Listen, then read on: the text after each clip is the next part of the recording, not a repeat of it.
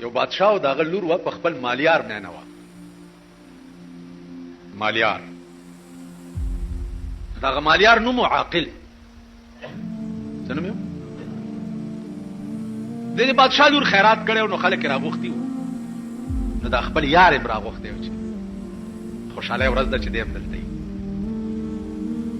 بادشاہ جواب راغی چې بادشاہ راضي او دیګونه ګوري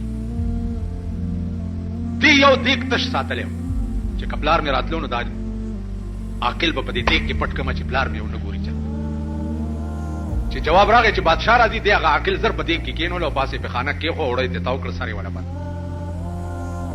بادشاہ چې راغی نو داسې ګوري چې دې ټولو دیګونو لاندې اور بلیږي دا یو دیګ څنګه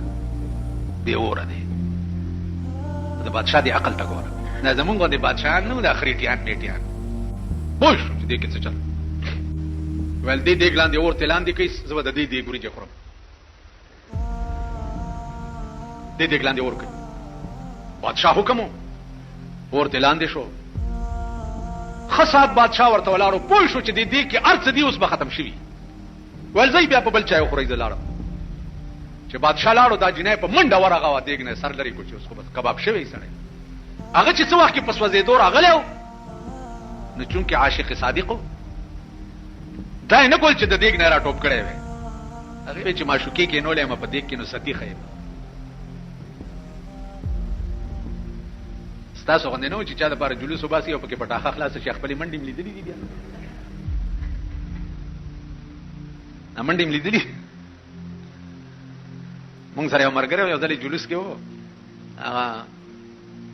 ما ته وی چې په ګورنمنت هاوس ورزو مالکه په آرام کې نه دا پولیس ته ګورنمنت هاوس ته نه پریدي ما ته وی چې جانیا تو ډرنه ته یری من ورزپی چې ورزپی دغه اس پی ما ته وکړه چې ما ته وکړه ما ورته اشاره وکړه معلوم ده نه یو غراب وباس او چې اوس پېتی په دولاسي هغه بانس ورته راواچولو چې خراب بیر از مونږ مرګره دیم ډیر غټ چې خراب بیر شو داسې د چنډه خوندې خپې اسمان ته ونی او پینکو کې وای چې یا الله میرے بچے تیرے حوالے میں تا غرق ہوگی بچی می خدای استا په حواله دي زه خلاړم نو تاسو خپل منډي لیدلی چې پټاخه خلاص شي یا داس مزو شي ذکر درته هم چې ډېرې مو وای ما د ایمان پرانا پیژندلی خبره د عقل وا چې زی په دې کې کینولم ولې ټوب کم چې چا کینولم بس پرې د چې پاغي ستیش چاغه د دیګ نصر لری کو کینولم بس پرې د چې پاغي ستیش چاغه د دیګ نه سر لری کو نو دا یو आवाज ته راوته د دیګ نه چې چرا کارې کو نه د عقل کې بازایت پښیمانی اے عقلا وی غریب سره کله بادشاہ په لور نه مینه دینو په دیګ کې بولی ورته دی خره چې انجام دیم داش نو چرا کارې کو نه د عقل کې بازایت پښیمانی بجلیګر مولا چرا کارې کو نه کې بازایت پښیمانی هغه کار ولی کوي چې بیا وروسته په خپېمانه وړاندې نه لک سوچ کا وکنه وړاندې نه لک فکر کا وکنه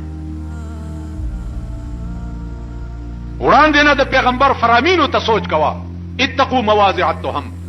پیغمبر وای د تهمت د زینب هم ځان بچ ساتي